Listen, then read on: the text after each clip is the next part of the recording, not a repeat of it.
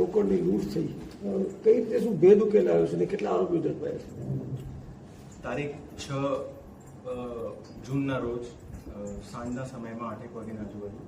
અંજાર શહેરના વિસ્તારમાં એક મહાવીર ડેવલપર્સ કરીને એક ઓફિસ આવેલી છે. એમના જે કર્મચારીઓ સાંજના સમયમાં જે એમના બેગ સાથે અને રોકડ રકમ સાથે કોઈ કામ અર્થે નીકળતા હતા,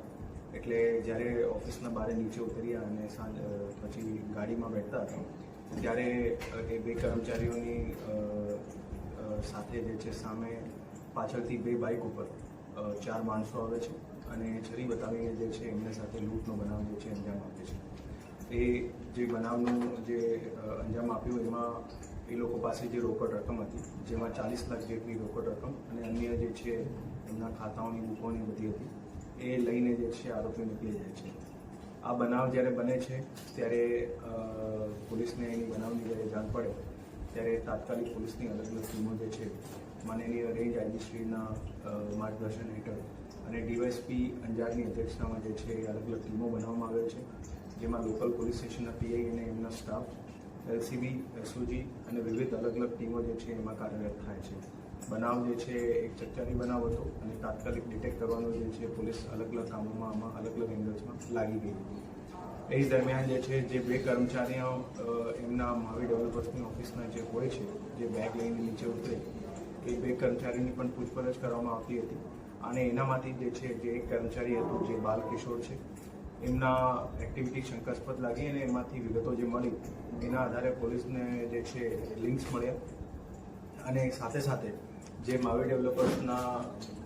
બહારના ઓફિસના ભાગે અને એને પાછળ જે છે એક શ્રુતિ હોસ્પિટલ આવેલું છે ત્યાંના ભાગે પણ જે છે સીસીટીવી ફૂટેજ જે છે પોલીસને બહુ કામે લાગ્યા અને એના અનુસંધાને જે છે પોલીસે આગળમાં લિંકના ઉપર વધતી ગઈ અને 24 કલાકની જે છે અંદરમાં જે છે પોલીસ દ્વારા આ ગુનાને ડિટેક્ટ કરવામાં આવ્યું છે અને એની સાથે સાથે જે 40 લાખની રોકડ રકમ જે લૂંટ થઈ હતી એ ટોટલ રકમ જે છે પોલીસ દ્વારા જે છે રિકવર કરવામાં આવી છે. આ જે બનાવ અંજામ થયું એમાં જે બાલકિશોર હતું, જે મહાવીર ડેવલપર્સનું જે કર્મચારી હતું, એ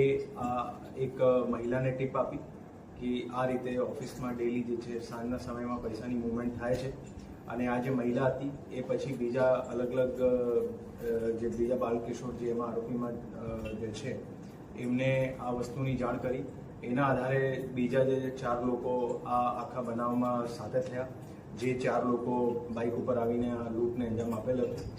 અને એની સાથે પછી જ્યારે લૂંટને અંજામ થયું એના પછી જે પૈસા જે છે જે વ્યક્તિએ જે આમાં